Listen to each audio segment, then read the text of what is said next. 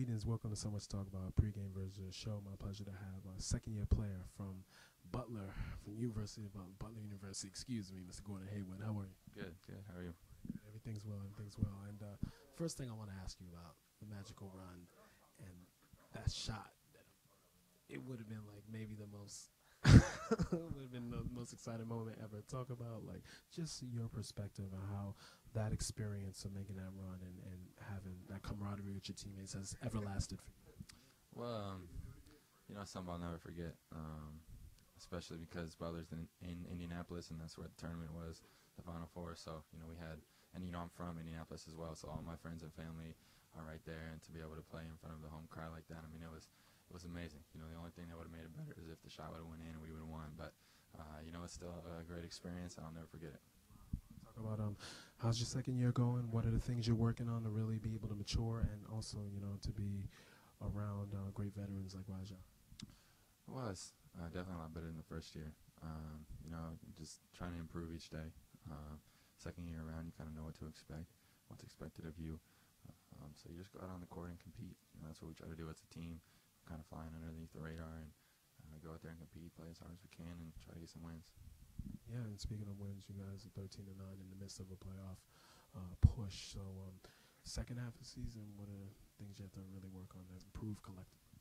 Well, we were lucky enough to have a lot of games at home the first half of the season, and so this last half is going to be a lot all on the road, and we're going to have to really bring the energy ourselves because our crowd is, Utah crowd is phenomenal.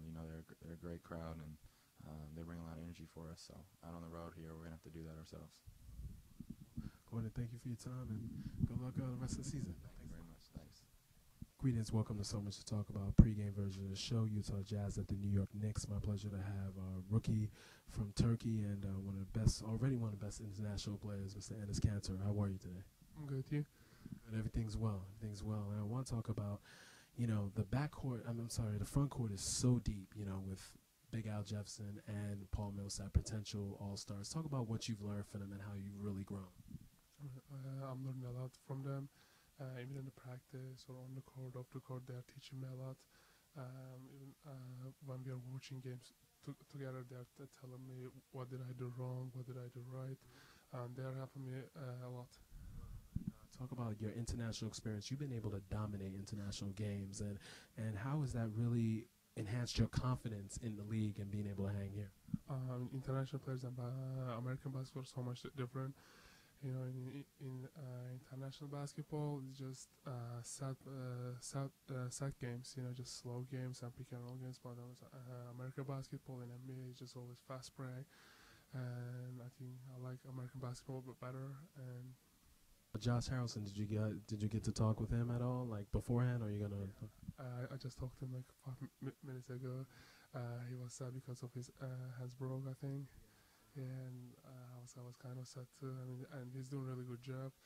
And he was really happy to be here. And he told me a couple funny things, and he's just really happy. You guys had some battles in those practices. Oh yeah, in Kentucky. Oh, practice was like a war. He's just going against me. I was just going against him, but I think he helped me a lot, and I helped him a lot in the practices. And I'm just wishing best luck for him. Best of luck to you, and I look forward to seeing you in multiple All-Star games for sure. Thank you, Enes, for your time. Have a great day. Thank you. My pleasure to have one of the top players for sure over the past decade in the NBA, one of those versatile players, Mr. Josh Howard. How are you? Thank you. I'm all right. Thank you.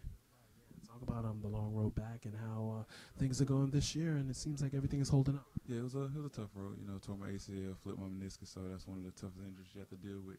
But to work hard mentally and physically to get back to where I used to be, it's been a great thing to see as far as myself. Just personal achievement. So I'm glad I could do it. He's doing very well, 13-9 in the midst of the playoffs. The run.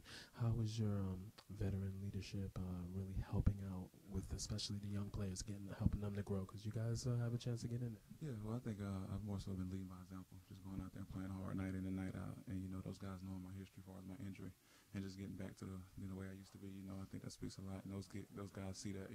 So I guess the work ethic is the biggest thing I can show them. Talk about definitely playing with Dallas for those years, and those are great times. And talk about how bittersweet it was. They won the title and everything, but how contributions like in the years help be able to get that team to do that? Oh yeah, I mean the years there were great, you know, and I was happy to see those guys that were there when I was there, as far as the finals, to make it, you know. So for them to get that and get over that hump was big for them, you know, especially Dirk and JT, even Daryl Armstrong, as far as being the coach, you know.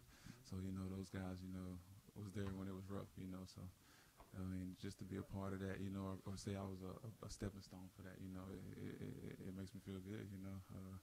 All I can say is I learned a lot from those guys, you know, and I'm going to continue to grow, and hopefully I get another shot at it again. One more question for you, Wake Forest, you know, ACC is going to get stronger with Syracuse and Pittsburgh. Wow, talk about the new rivalries that can flourish from that. Yeah, it's going to be great. You know, the ACC conference is growing.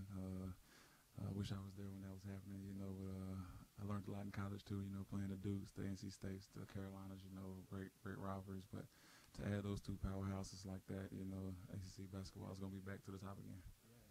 Drafted late in the first round, and talk about like talk to our audience that it doesn't matter when you're drafted, you know, but talk about like how important it is to be prepared and ahead of the next guy to be able to get that plan. Yeah, just ultimately, you know, I think you got to believe in yourself. You know, like you said, I fell to the last pick in the first round. Still to this day, don't know why, but you know, I knew when I got into the league, I was just going to go out there and prove myself. You know, and it all came from my heart. You know, and my moral values from what my grandma and mother taught me. You know, and that's just stay headstrong and believe in yourself. You know, and that's one thing I can share with people out there. Just always believe in yourself, no matter what nobody says about you. Thank you for your time. Have a great rest of the season. Look forward to seeing you tonight. Thank you.